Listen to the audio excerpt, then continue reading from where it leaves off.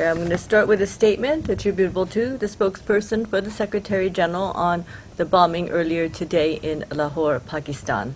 The Secretary General strongly condemns the bombing today in Lahore, Pakistan, in which some 30 people were reportedly killed and 250 others wounded.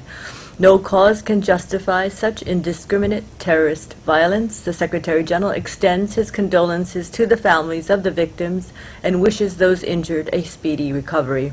He expresses his solidarity with the government and people of Pakistan. Also on Pakistan, a senior representative of UNICEF, the UN Children's Fund in Pakistan, has said that the number of people displaced by fighting in Pakistan's northwest frontier province is now close to 3 million. In an interview with UN Radio, Luke Chavan warned that displaced civilians still face a humanitarian catastrophe unless the international community responds urgently to the recent appeal for funds launched by the United Nations and the humanitarian community.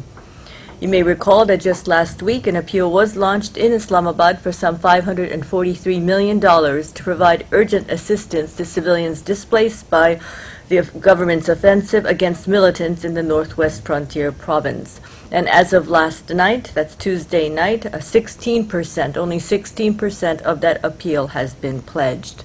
The UN Refugee Agency, meanwhile, reports that about 10% of the displaced are living in camps, and the rest are staying with friends or in communal buildings such as schools. UNHCR continues assistance to people in camps as well as those living outside camps.